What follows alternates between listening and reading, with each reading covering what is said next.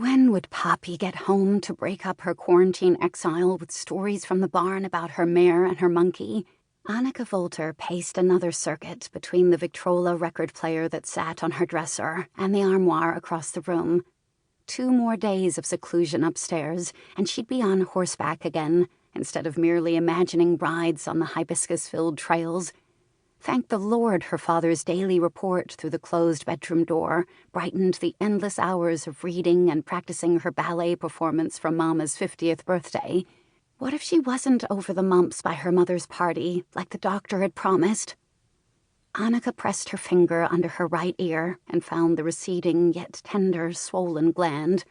Little Cluters needing high chairs get mumps, not young ladies of 15 and a half, she mumbled to herself, and leaned onto the windowsill. Apricot scents from oleander flowers drifted into her second-floor bedroom from the hedge below, planted along the circular driveway which led to Mansion Annika. She bit her lip. A grand house named in your honor mattered little when you were stuck in one of the 7 bedrooms. At any moment, Poppy and the chauffeur should be rounding the bend of the road that led onto Boxlan.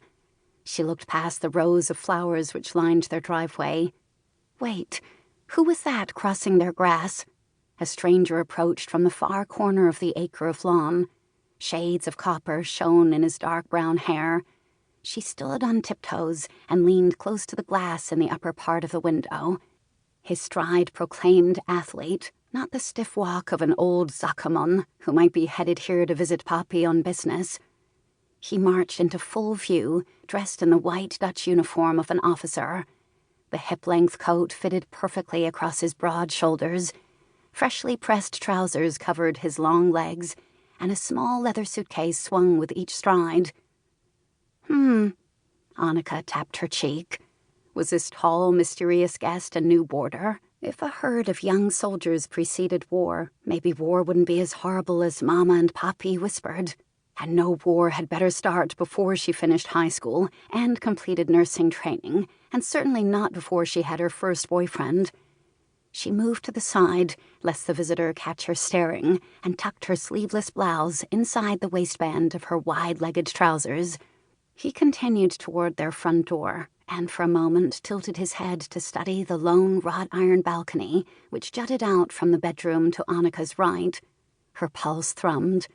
No man should be so dashingly handsome as to compete with Errol Flynn. He swung his head to take in the tennis courts on the property next door, then looked over his shoulder at the cricket fields across the street, as if trying to determine a connection to the view from the balcony.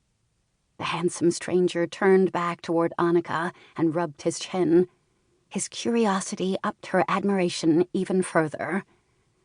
"I'm going to marry him," she whispered.